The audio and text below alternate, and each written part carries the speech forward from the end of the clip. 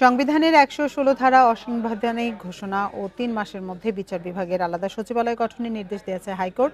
এ নিয়ে আলোচনার জন্য আমাদের সাথে যোগ দিয়েছেন সুপ্রিম কোর্টের সিনিয়র আইনজীবী ব্যারিস্টার ওমর ফারুক, আর তার সাথে আলাপচারিতায় সহকর্মী জাহিদুল বাশার।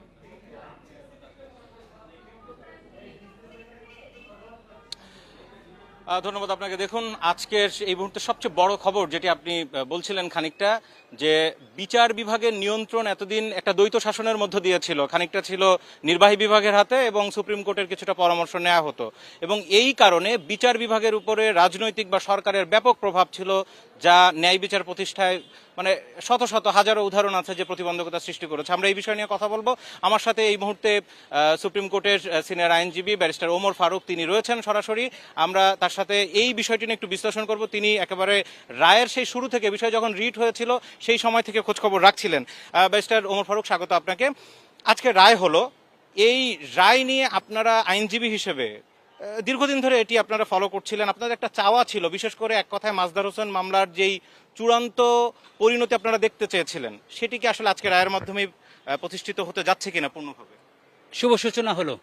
এটা ডেডলক ছিল, অর্থাৎ এই বিচারাঙ্গনকেও কলাপস করার জন্য, কুক্ষিগত করার জন্য, রাজনৈতিকভাবে ব্যবহার করার জন্য আলটিরিয়ার মোটিভে এটা সংসদের কাছে নিয়ে যাওয়া হয়েছে।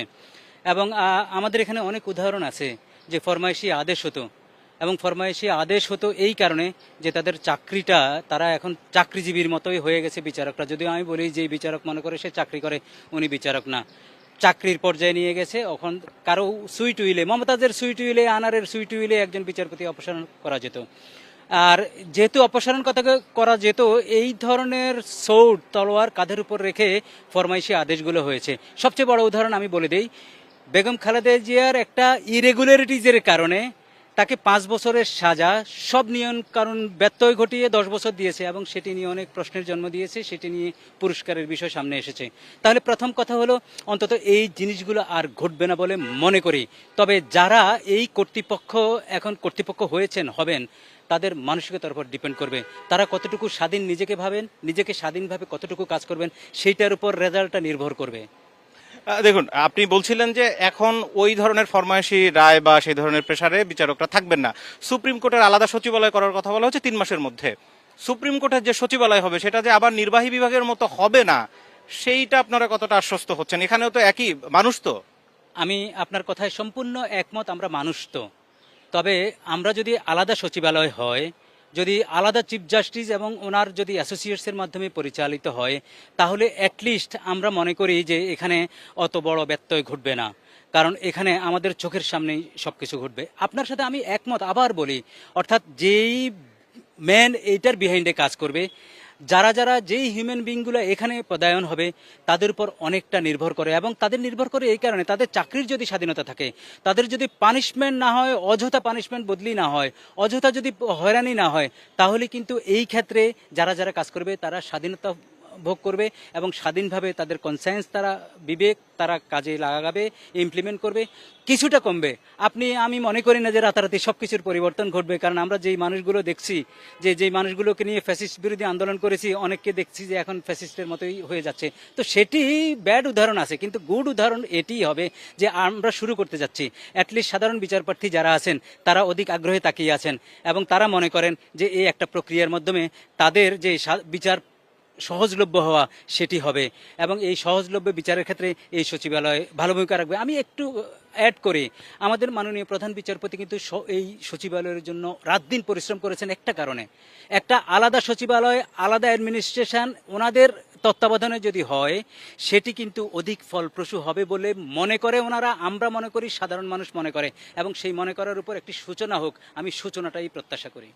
আপনি আজকে যে আদেশ যেটি দেয়া, রায় যেটি দেয়া হলো, 116 অনুচ্ছেদ যেটি ছিল, চলমান যেটি ছিল, সেটি অবৈধ ঘোষণা করে পূর্বের 74-এর যে দুঃখিত 72-এর মূল সংবিধানে যেটি ছিল, অর্থাৎ সুপ্রিম কোর্টের হাতে বিচারকদের সকল ক্ষমতা, নিয়ন্ত্রণ, বদলি, তাদের পদোন্নতি সব থাকবে। একজন সাধারণ বিচার প্রার্থী এই খবরে তিনি উচ্ছ্বসিত কেন হবেন, বা তার কাছে এই খবরটি গুরুত্বপূর্ণ কেন? তার কাছে গুরুত্বপূর্ণ এই কারণে, দেখেন, সারা বাংলাদেশে শুধু হাইকোর্ট সুপ্রিম কোর্টের বিষয় না তো, প্রান্তিক মানুষ তার এলাকায়, তার জেলায় যে কোর্ট কাছারিগুলোতে যে পদায়ন টদায়ন হতো, অনেক ক্ষেত্রে দেখা যেত যে পানিশমেন্টের পদায়ন হতো রাঙ্গামাটি, খাগড়াছড়ি, যাদেরকে পানিশমেন্টের পদায়ন করতো তারা কাজ করতো না। আমার কথা হলো এই রায়ের ফলে 72-এ ফিরে যাওয়ার ফলে যদি সুপ্রিম কোর্টের কাছে সব ক্ষমতা থাকে, আমি দৃঢ় বিশ্বাস যে এই বাংলাদেশের সমস্ত জেলায় যে পদায়নগুলো হবে তারা কোনোটাই পানিশমেন্ট হবে না, অর্থাৎ অর্থাৎ আনপ্লেজেন্ট হবে না। এবং তাদের চাকরির নিশ্চয়তা, তাদের বদলির নিশ্চয়তা, তাদের এগুলো যখন কনফার্ম হবে, তখন একটা মানুষ যে বিচার কার্যে বসবে, আল্লাহর পরের প্রতিনিধি, নেক্সট টু দ্য গড আমরা বলি, আশা করি কিছুটা বেরিয়ে আসবে তারা। আমরা আবার একটু লিগ্যাল পয়েন্টে আসি। এরই মধ্যে আমরা অ্যাটর্নি জেনারেল অফিস থেকে যে খবর পেয়েছি, এই রায়ের বিরুদ্ধে তারা অ্যাপিলেট ডিভিশনে যাবেন, উচ্চ আদালত আরো ফার্দার কোর্টে যাবেন। এখানে তিনটি বিষয় ছিল। একটি ছিল পরবর্তী সচিবালয়, অর্থাৎ আলাদা সচিবালয় গঠন, এবং যেই শৃঙ্খলা বিধি যেটি ছিল সেটি, এবং 116 অনুচ্ছেদ। আমরা দেখেছি সরকারের দিক থেকে শুধু সচিবালয় প্রতিষ্ঠার জায়গাটুকুতে রাজি হয়েছিলেন যে আলাদা সচিবালয় হতে পারে, কিন্তু এই অনুচ্ছেদ অবৈধ ঘোষণা করা বা শৃঙ্খলা বিধি নিয়ে তারা কিন্তু একমত ছিলেন না রিট পিটিশনারদের প্রেয়ারের সাথে। আবার যদি ফার্দার কোর্টে যায় সেক্ষেত্রে আপনার ধারণা কি? আমার ধারণা এখানে যেহেতু ওভারকাম হয়েছে, পুরো জাতির একটি চাওয়া পাওয়া, সেটি ভালোভাবে অ্যাড্রেস হবে অ্যাপিলেট ডিভিশনে। এবং আমি মনে করি অ্যাপিলেট ডিভিশনের যে সেট আপটা আছে, এই সেট আপটা কিন্তু জনগণের কথা ভাবে, অর্থাৎ সাধারণ প্রান্তিক মানুষের বিচারের কথা ভাবে। সার্বভৌম, স্বাধীন এবং একদমই ফ্রি বিচারক যাতে সবখানে থাকে, এটা নিয়ে ভাবেন। তো সুতরাং আমাদের সামনে যে এই ভালো শুভ ভাবনাগুলোর মানুষগুলো আছে, তাদের হাত ধরে আশা করি একটি ভালো কিছু আসবে, এবং আমি আশা করি এটার ফাইনালিটি হবে। আমি আশা করি শুধু ফাইনালিটি না, এই ফাইনালিটি হওয়ার সাথে সাথে এক ধরনের একটা ইমপ্রেশন যাতে তৈরি হয় সারা দেশে, যে এখন কোনো বিচারপতি কারো অধীনস্থ না, ইভেন একজন ম্যাজিস্ট্রেটও সংবিধানে তাকে যে উইল পাওয়ার দিছে, সে স্বাধীনতা দিছে, সে সম্পূর্ণ স্বাধীনতা ভোগ করবে। আমি এক্ষেত্রে একটা প্রশ্ন, একটু এই বিষয়টা অনেক সময় যারা সরকারের দিকে থাকেন, ইভেন আমরা এই আপনি 24-এর কথা বলছিলেন, গণঅভ্যুত্থানের পরেও শুনেছি যে সরকারের ভিতর একটা মেলবন্ধন থাকাটা দরকার। এই মুহূর্তে বিচার বিভাগ 116 অনুচ্ছেদ একটা প্রতিবন্ধকতা ছিল, সেটিও পেরিয়ে গেল, একেবারে আলাদা হয়ে যাচ্ছে। সেই জায়গায় আলাদা হলে রাষ্ট্র পরিচালনার ক্ষেত্রে বিচার বিভাগ পুরো সরকারের নিয়ন্ত্রণের বাইরে থাকছে। আমি নিয়ন্ত্রণ শব্দটা এই জন্য বলছি। তো সেই ক্ষেত্রে আসলে কোনো ধরনের বিশৃঙ্খলা বা আলাদা কোনো কিছু হওয়ার সম্ভাবনা থাকে কিনা, এটা নিয়ে অনেকে প্রশ্ন তোলেন। আমি নিয়ন্ত্রণের উপরেই জোর দিই, কোনো নিয়ন্ত্রণ থাকতে পারবে না। আবার বলি, আমাদের সংবিধানে একজন ম্যাজিস্ট্রেট যিনি বিচারক হিসেবে যখন দায়িত্ব পালন করেন, উনি কারো চাপে, উনি কারো প্ররোচনায়, উনি কোনো কিছুতে বায়াস হয়ে কাজ করবেন না। সংবিধান তাকে প্রোটেকশন দিয়েছে। এখন আমরা যারা আসি, যারা মানুষ হিসেবে ওখানে বসি, তাদের মন মানসিকতার উপর সব কিছু ডিপেন্ড করবে। তারপরেও সবচেয়ে বড় কথা, তার চাকরি, তার বদলি, তার আরামায়াসের নিশ্চয়তা যদি সে পায়, সে ভালো কাজ করবে। আর যেটি আপনি বলছেন যে নিয়ন্ত্রণ, এই যে অ্যাডমিনিস্ট্রেটিভ মন্ত্রণালয় আছে, তাদের আরও অনেক কাজ আছে, তাদের অনেক আইন আইন আইন ড্রাফট করার বিষয় আছে, তাদের আরও অ্যাডমিনিস্ট্রেটিভ অনেক কাজ আছে। আর পাশাপাশি আমি আরেকটা কথা বলি, টোটালি এই বিচার যে সচিবালয় হওয়ার পরে একটি বাজেট হবে, যেই বাজেটে একদম সম্পূর্ণ স্বাধীনভাবে এই সুপ্রিম কোর্টের বাজেট হিসাবে আসবে, এবং এইটার খরচ, এটার ব্যয়, এটার যা কিছু যাবতীয় আছে এই কর্তৃপক্ষের মাধ্যমে হবে। আমার একদম শেষ প্রশ্ন, সেটি হচ্ছে যে এর ফলে এই বিচার বিভাগের পূর্ণাঙ্গ স্বাধীনতা, আমি এখন বলবো, এর ফলে কি 44-45 লাখের মতো মামলা জট আছে, এই জায়গায় কোনো পরিবর্তন শীঘ্রই আসবে আপনার মনে হয়? এখানে কোনো প্রভাব পড়বে? বড় কঠিন প্রশ্ন। মামলার জট দিনে দিনে বাড়ছে, আপনি কমার তো সম্ভাবনা নাই।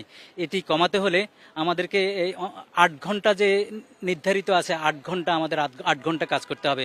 আমি কারোর প্রতি বিরূপতা পোষণ করে বলছি না, আমাদের কোর্ট কাছারিগুলা সব ক্ষেত্রেই আমরা 8 ঘন্টা কাজ করা যায় না বা করা হচ্ছে না। আমি মনে করি এই ক্ষেত্রে মনিটরিং খুব দরকার। মাননীয় প্রধান বিচারপতি এই ক্ষেত্রে স্ট্রং একটা মনিটরিং কমিটি করবে, ইভেন হাইকোর্টে এবং অধস্থন আদালতে, যাতে 8 ঘন্টা অন্তত প্রান্তিক মানুষ সেবা পায়, যাতে 8 ঘন্টা যাতে এজলাসে বসা হয়, যাতে প্রান্তিক মানুষের যাতে দিনের পর দিন অর্জন না হয়, যাতে দিনের পর দিন যাতে বিচারকের অনুপস্থিতিতে মামলা দীর্ঘায়িত না হয়। এই জিনিসগুলো অ্যাড্রেস করলে কিছুটা কমবে বলে আমি মনে করি। আপনাকে অনেক ধন্যবাদ আমাদের সাথে বিস্তারিত আলোচনা করার জন্য।